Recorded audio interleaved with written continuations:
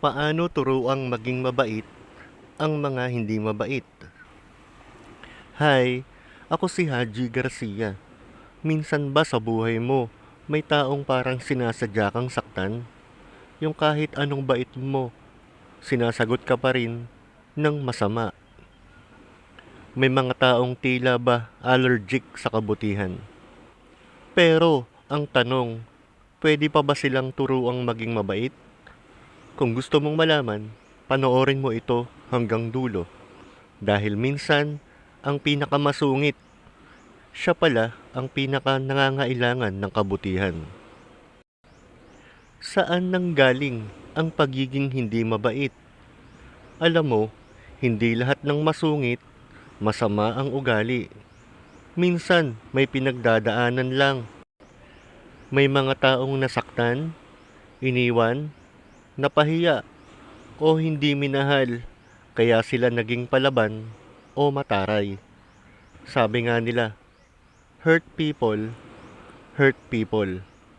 Kaya bago tayo manghusga, baka pwede nating tanungin, bakit kaya siya ganyan?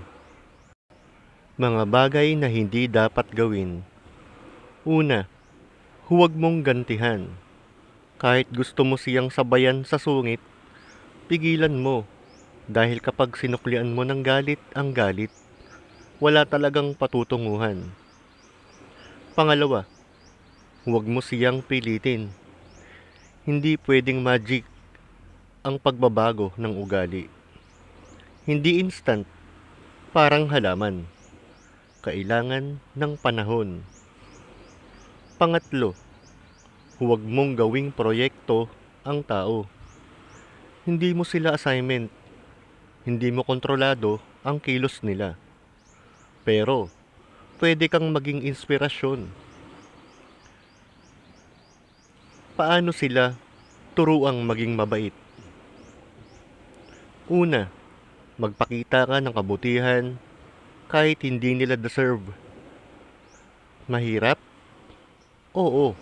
Pero minsan, kailangan mo lang maging mabait ng paulit-ulit para matauhan sila. Pangalawa, makinig ka. Hindi para kontrahin, kundi para unawain. Minsan, gusto lang talaga nila ng makikinig. Pangatlo, bigyan mo ng espasyo, pero iparamdam mong may taong handang umintindi. Hindi mo kailangang palaging nandoon ka. Iparamdam mong totoo ka.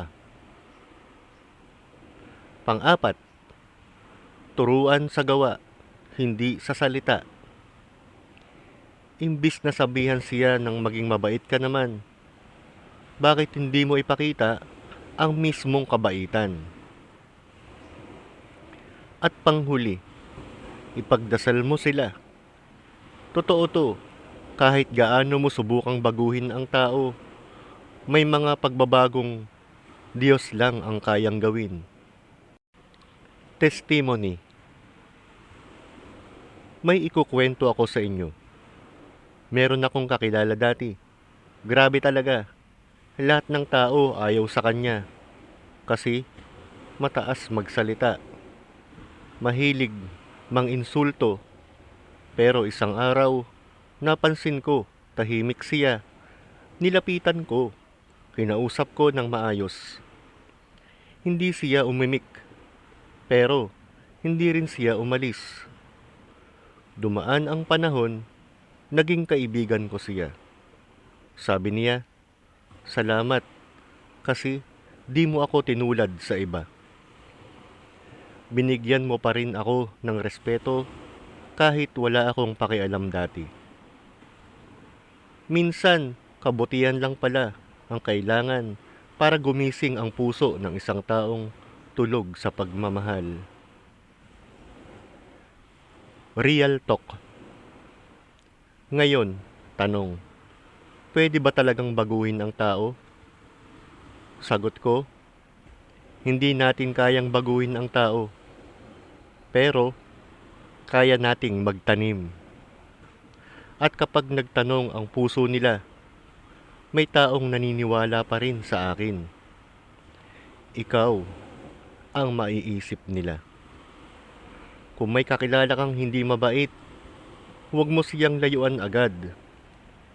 Baka kailangan lang niya ng isang taong matyaga. Gaya mo. Kung nagustuhan mo tong video, like, comment, at ishare mo ito. At kung gusto mong mas marami pang ganitong usapan, subscribe ka na sa channel ko. Ako si Haji Garcia. At tandaan, ang kabutihan hindi bumabalik agad, pero palaging bumabalik. Bago po tayo tuluyang magpaalam, may ilan po akong nais ibahaging paalaala. Mula sa Biblia, sa filosofiya, at sa ating mismong saligang batas, na sana'y maging gabay natin kung paano pa natin mapapalalim ang kabutihan sa ating paligid. Una, mula po sa Bible, ayon kay San Lucas 6:45, ang mabuting tao ay naglalabas ng mabuting bagay mula sa kabutihang nasa kanyang puso, sapagkat mula sa kasaganahan ng puso ay nagsasalita ang bibig.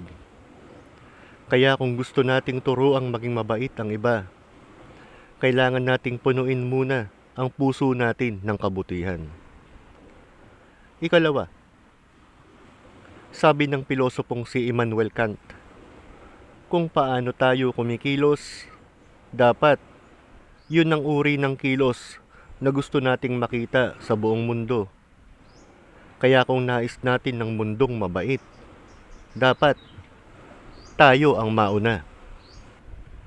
Pangatlo, ayon sa ating saligang batas, 1987 Philippine Constitution, Article 2, Section 11, the state values the dignity of every person and guarantees full respect for human rights.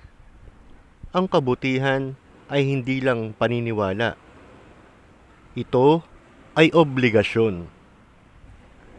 Kahit ang taong hindi mabait, may dignidad, at kapag pinili pa rin nating silang igalang at mahalin, tayo mismo ang gumagalang sa batas at sa Diyos.